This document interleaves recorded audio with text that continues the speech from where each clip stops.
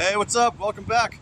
Welcome back to Interstate Chef. I changed it from Trucking Chef to Interstate Chef because everybody's called Trucking Chef, so I want to be a little different. And we are in Ontario, just outside of LA at a Petro.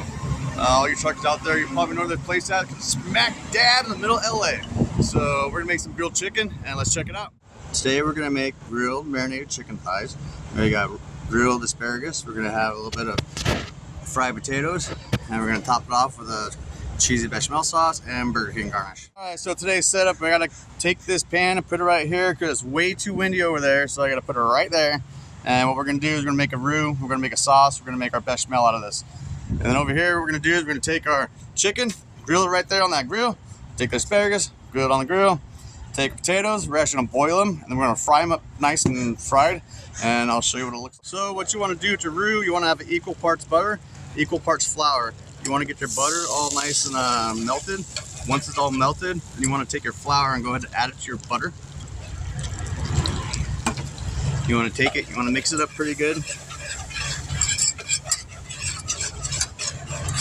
And with your roux, what you want to do is you want to cook it a little bit longer. You want to cook it for maybe like 5 or 6 minutes just to get all that flour taste out of it. All right, after we got our roux cooked for about, I'd say about 5 minutes to get that flour taste out of it, we're gonna go ahead and add some of our heavy cream.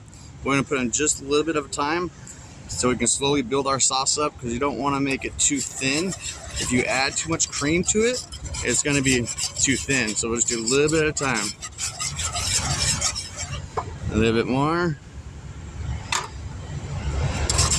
And it'll slowly thicken up. We got our sauce to a nice consistency. It's not too thick, it's not too thin, but it's actually gonna thicken up a little bit when we add our cheese. So we're gonna add our mozzarella. And we're gonna add our Parmesan. And we'll go ahead and mix this all up so it all gets incorporated. It'll be a nice, beautiful sauce, and then we'll season it. All right, so we got our sauce looking all sexy. It's all nice and smooth. It's a nice consistency. It's not too thin, it's not too thick. It's a very nice, smooth bechamel sauce. So what we're gonna do is we're gonna go ahead and season it with white pepper, salt, and a little bit of garlic. All right, there's your granulated garlic, your white pepper, and a bit of salt in it. We're gonna go ahead and mix it all together. And once it gets all together, it should be good. The reason why I use white pepper is because I like the sauce staying white. I don't like little black specks in it. So I got that sauce. All I did was just stir it all up, and I put it inside that container right there. I was gonna stay so nice and warm. Got my pot cleaned out. I'm gonna go ahead and take that water. I'm gonna go ahead and take those potatoes, chop it up, throw in the water. So I got my water here boiling. When you get your water boiling, make sure you add salt. And over here real quick, I just chop my potatoes like in the bias so they cook a little faster. All right, our water is boiling, so I'm gonna go ahead and add our potatoes like one at a time. And then get them inside the water, get them boiling. It should probably take maybe like about 20 minutes. It's pretty hot water, so yeah, let's go ahead and cover it, and we'll come back. Like I said, while the potatoes are going over there, like they're just chilling, they're just doing their thing.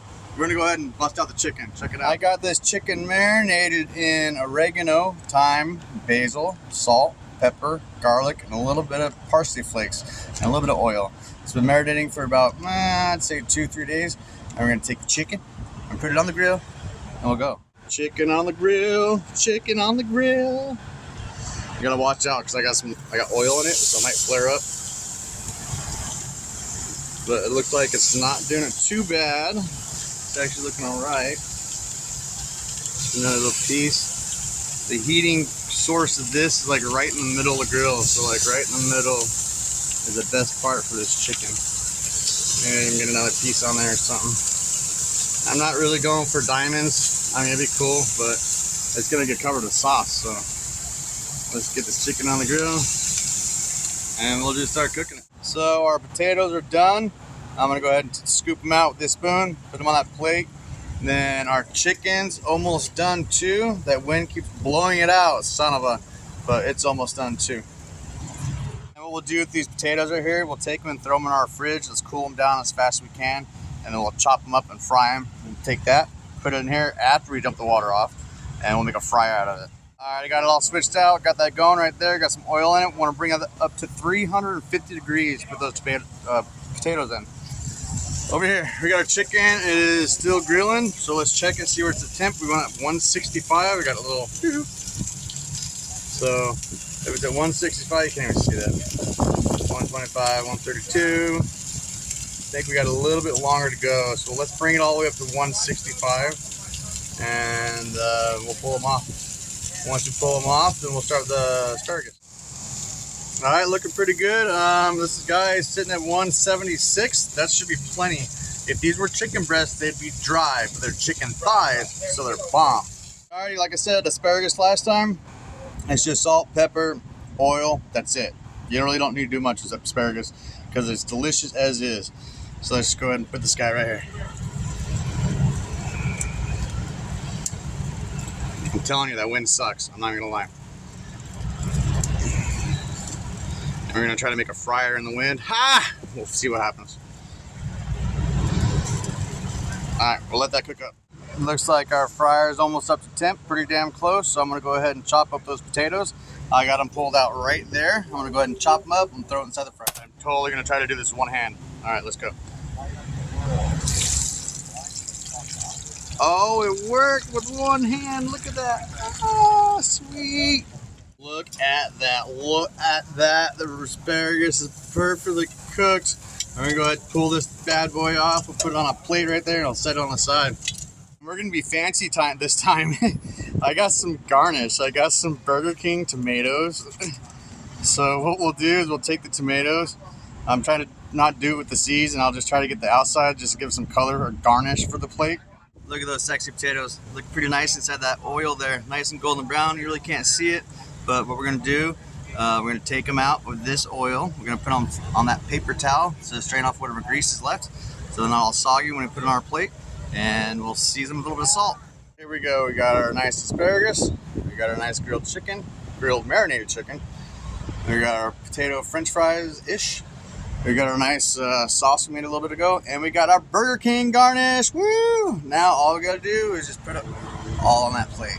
All right, we got our grilled asparagus. We got our fried potatoes on the plate. Now we're gonna put the chicken on. There we got our chicken. Now I need a little bit of sauce, and a little bit of Burger King garnish. All right, there you have it. There's our grilled marinated chicken thighs with our grilled asparagus, and we got our fried potatoes. And then we got our cheesy bechamel sauce topped off with Burger King garnish. Yay! Thanks for watching. If you want to go ahead and like and subscribe, that'd be kind of sweet. But once again, thanks for joining us at Interstate Chef. My name is Nick Perez, coming from Ontario, California, right smack dab in the heart of LA at the pet show down there. All right, see you guys on the road.